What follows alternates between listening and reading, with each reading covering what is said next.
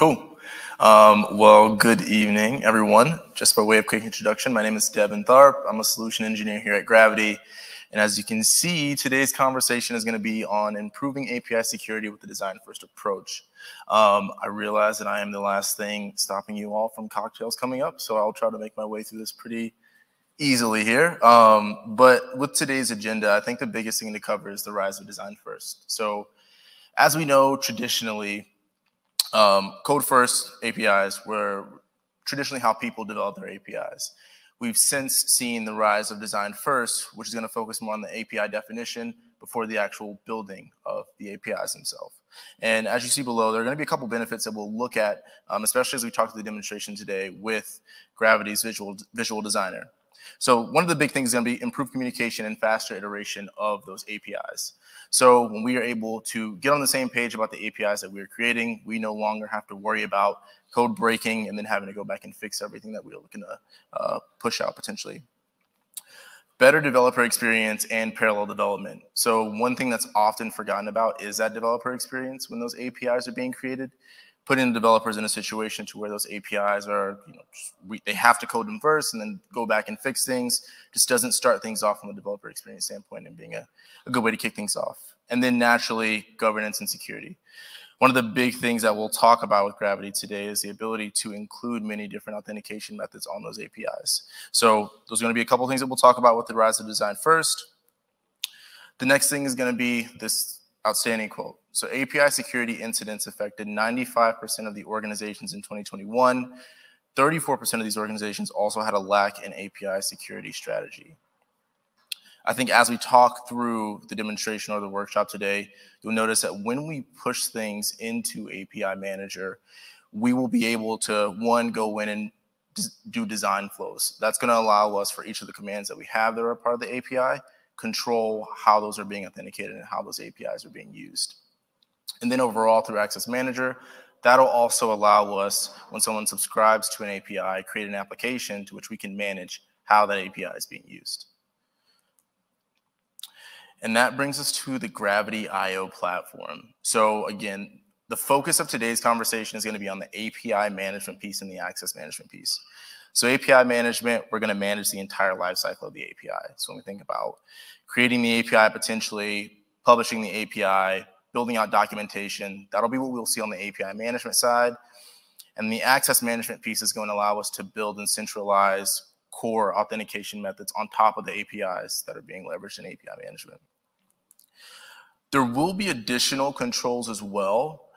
We won't talk about all of them today, but I think the ones to focus in on is going to be API Designer. Reason being, that's going to be a low-code, no-code way to start to leverage the open API specification, to start to create those APIs and get on the same page across the team, really to focus on that collaboration that we just talked about in the previous slide.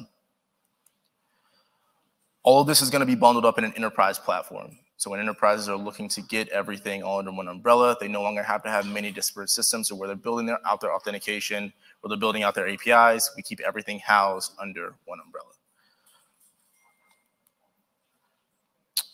So why identity access management for apps and APIs?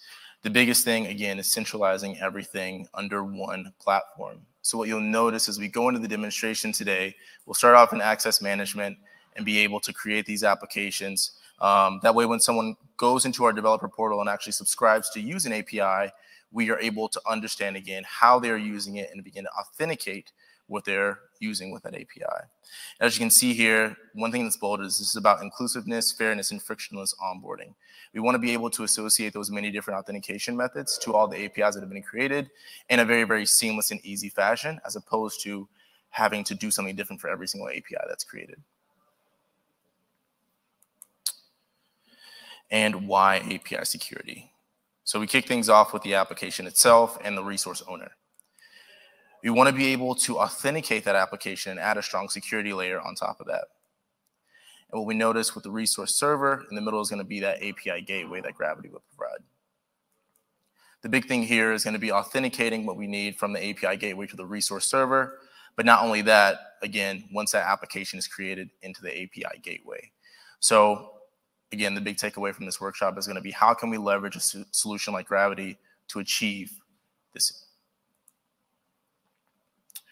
Okay, so we're going to exit out of this and then start off in Cockpit. So this is going to be a little bit of a interesting way to drive. Plus, plus, plus. Is that clear for everyone in the room? A little bit more? How's that? Cool. So we start off in Cockpit. Cockpit is going to be a great way to have a single pane of glass into everything that's going on in your environment. So those production, those development environments, have an understanding into what different things that we've deployed from a Gravitee standpoint. So you'll see to my right, I have access management.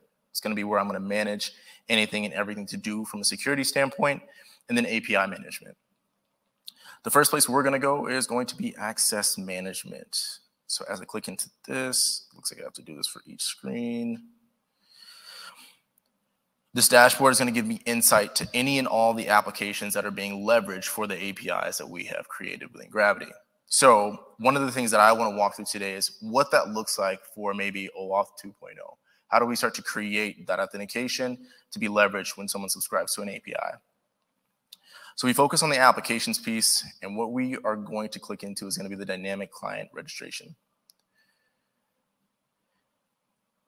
Actually, I want to take a step back and start it from scratch. So if we click the plus at the bottom, the first thing we're looking to do is select the application type. In any case, if you have a web application, single page app, native application, you could pretty much choose any option here, but we're going to focus on backend to backend today. So as I click next, I have my domain that's created within Gravitee. I can name my application and say this is going to be DCR2. Give it a description if I choose to. The Oauth 2.0 settings are actually going to fill in automatically, so you don't have to worry about filling those out. This is going to allow us to give us a client ID and a client secret whenever we look to authenticate in a solution like Postman. So I'll go ahead and click create, and we'll see that this application is now sort of been spun up for us to use here. I have my access tokens, what I would use to actually call the APIs that are actually subscribed to this application. The big thing is going to be those endpoints that are provided to you out of the box. So my authorization endpoint, which is what I would use potentially when I'm looking to build a plan out within Gravitee. OpenID configuration endpoint, which is also going to be a very, very big piece for us as well.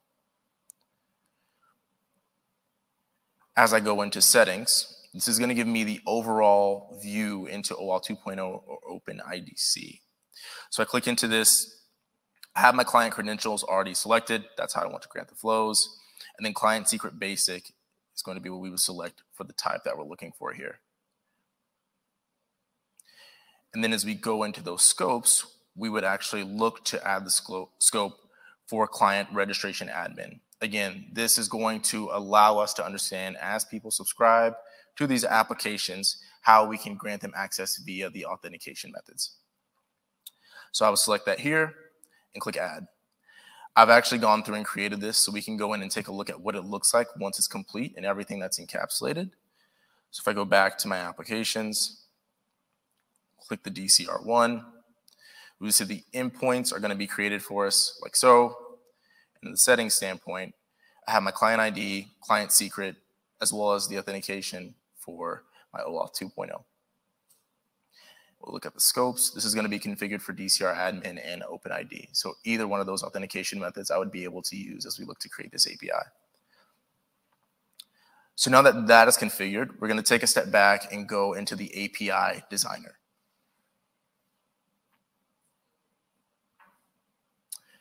As I mentioned in the slide presentation, this is going to be a low to no code way to configure how your API is built on that open API specification. So here, we're going to have a couple different endpoints where all the information is going to be routed to. We're able to also expose how we want this API to operate, whether it's all CRUD operations or if we just want it to be something that's creating or reading, collecting information. At the end of this, we can also configure attributes. The biggest part is going to be, there's going to be exposed functionality here as well. So we're defining whether this is supposed to be request and response, request only, or response only. And I think the big thing here is we understand that developers still want to be able to code the APIs that they will create. we want to give potentially business analysts and those non-technical individuals a way to come in and easily start to associate different attributes and build out these APIs in a similar open API specification to build and allow for that collaboration. The big thing here is once we are done and we've created everything that we look to create, as I go to push, I would be able to see that all the documentation for this API is going to be created as well. So taking care of a little bit of the legwork, we're going to have the Swagger documentation created for us. And with everything being encapsulated under one platform, I would actually be able to push this directly into API Manager from here. So mine is already going to be pushed. We see that it's documented as well. I would actually be able to jump directly into API Manager and view this API, which is what we will do. So if I go to the second screen and go to my dashboard,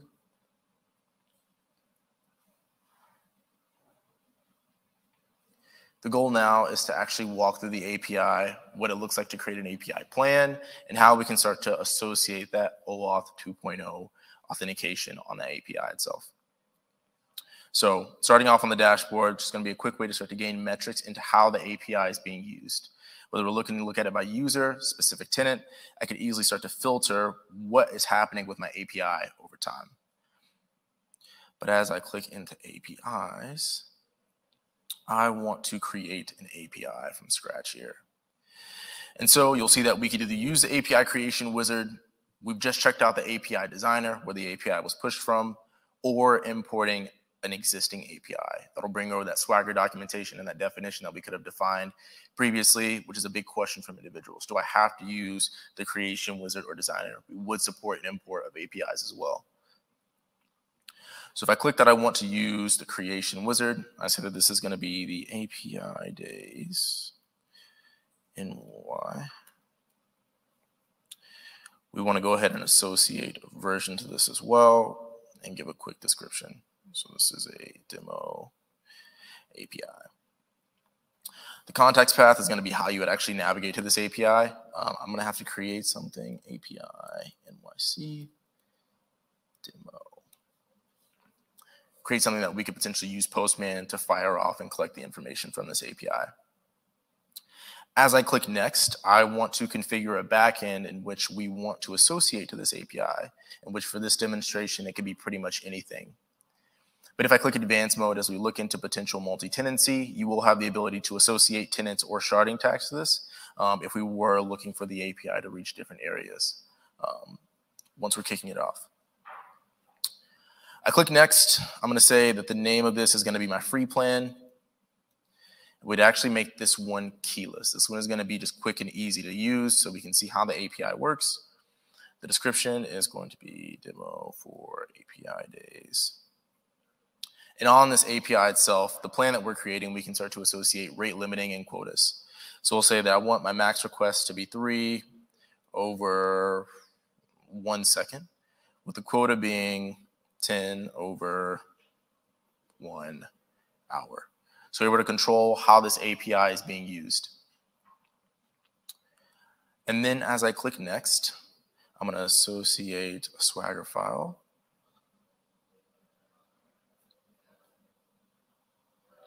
And I'm pretty much good to go from here.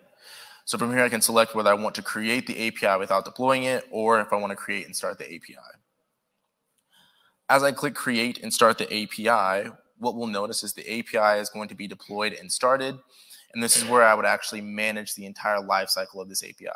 So from here, I can control whether I want to start or stop the API, potentially publish this in a developer portal that's found directly in Gravitee, make it public so everyone that's invited into that developer portal can see it, or just get rid of the API entirely. I'm actually going to go and find that endpoint, copy it, and then go into Postman. Because what I want to do here is just make sure that I am seeing everything from this API. So as we go back, I'm going to go to Portal, Plans. This plan is going to be a contract between the API and the consumer itself. Looks like this is going to be published and good to go. So once I'm ready, I'll just go ahead and fire this off and click Send. in which we will see that the API is going to be working. I was returned something back. So it's that quick and easy to start to spin up these APIs and get them created to be used. When we think about adding authentication to these APIs, a big thing that we're going to look at here is actually going into design or the proxy of the APIs. So I go into design, go into resources. The first thing I'll look for is going to be the Gravitee IO AM authorization server. So I'm pretty much looking to go through and fill a couple things out. The resource name, which would just be a demo instance, demo API. For the server URL, I would go in and configure the actual Gravitee gateway. And if you remember from the actual access management piece, your security domain, client ID, and client secret is what we would begin to fill out here. This is how we're going to start to authenticate to create this API and be able to leverage the Oauth2 authentication. The reason I didn't do this here is because I did it in the previous screen. So as I go to my accounts, I'll go to design, proxy, click plans. So that I want to create a brand new plan. And this is going to be my Oauth2 authentication, Oauth 2.0. The description is going to be a test for Oauth. And then we go to next. It's going to look a little bit different now because we're going to select Oauth2 as the authentication method that we would use. And what we're looking for here is going to be that Gravitee access management piece that we configured on the previous screen, which is deciding how we choose to authenticate. The rest of this is going to fill itself out for the most part. But from here, all I'm looking to do is click next. As we talked about on the previous screen, being able to continue to associate the rate limiting, the quota, and the resource filtering potentially. But after that, I am good to go. We can go ahead and publish this as well.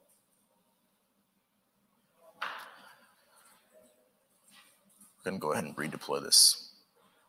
So for the individuals that have walked in the room, pretty much so far, walked through Gravitee, leveraging the visual designer to go ahead and create those APIs, created a new one within the creation wizard as well. We went into access management, which is going to be the piece that we would use to build the authentication, and added Oauth 2.0 authentication on top of this API, all in one central interface. And the main thing I want to do from this point is actually go into the developer portal where these APIs have been pushed to start to create applications from this. So if we go into the dashboard, I'm going to reconfigure this. This API dashboard is going to collect and house all the APIs that have been created within Gravitee. So I would go in my catalog and see everything that could be created from an internal or external standpoint, group these. So if we wanted to give a certain group access to what we're visualizing here, we would be able to break it out that way. What I'm going to go through and do is I'm actually going to start to build and create a sample application. So this one is going to be a test for API days testing. As I click next, if you remember before, we were able to select what kind of application we were looking to use this API for. This one, I'm just going to use a simple web application. I'm going to point this to Gravitee's website. https gravitee.io. And we'll see that that's going to be the redirect URL for us. I can now go into our API catalog and find an API that we want to use for the specific application, in which I'll say that I just want to use the Swagger Pet Store API, or actually accounts. Reason I switched to accounts is because this is going to have that Oauth 2.0 authentication that we were looking for. And I'm going to go ahead and subscribe from here. So I'm good to go. I'll click next. And what we'll see at the end of this is we should see success saying, hey, the API is now a part of this application. So we are ready to go test this out for API days. What this would look like back in API Manager itself is I now have a task that I can come in and say, someone new was subscribing to your Test for API Days API, I can now come in and start to validate the request to be able to do so. So as I click validate, I can either accept this request, reject this request. So if we have any use cases to where we want to keep it consolidated in one team, maybe manage it from an internal only standpoint, we have insight into who would be using this API and the ability to accept or decline the request to do so. I'll go ahead and click accept. And we'll be good to go for them to leverage the API. A big thing here is as we go back to Access Manager, click Applications, that Test for API Days application is now being created for us. So what we're looking to do here is pretty much go in, create the authentication mechanism for the individual that was looking to leverage our APIs. We can now go back into Test for API Days and start to add many different things. We have our endpoints that we're seeing here. If we wanted to configure a different identity provider, we could. So if I wanted to turn on Google Auth, this is a part of how they could use to authenticate with this API, I could do so. There's going to be some design capabilities as well. So maybe we want to configure an SSO form directly from this view. I could come in and configure a couple different things out of the box, whether it's multi-factor authentication, the ability to reset your passwords. And the big thing is seeing all the analytics on how this API would be used over time. So as an individual leverages the API for their application, I have a full running list into what they could be using for that.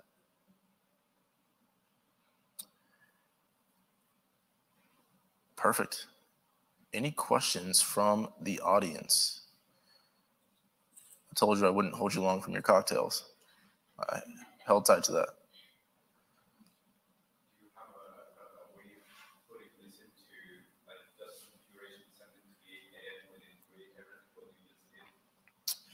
So basically, do we have an API that will go in and configure everything in one? That's a good question. I'm pretty sure we can. That's something I would probably have to check on, though. This is kind of week 4 for me, so I'm still learning a little bit, but I'm pretty sure it would be possible to do so. So the use case behind that, just automating the entire process of creating that application. That way you don't have to go through and do it manually, I'd imagine. Yeah. Gotcha.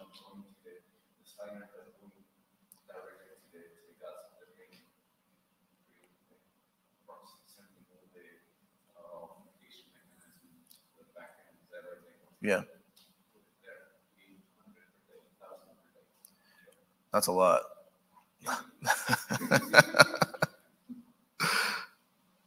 Awesome. Any additional questions from the audience? I know we had people walk in a little bit after the start time, so happy to dive into a topic again or take some time after the session.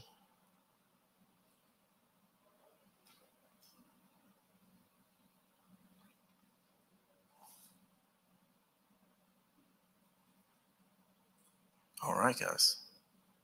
Thank you for the time.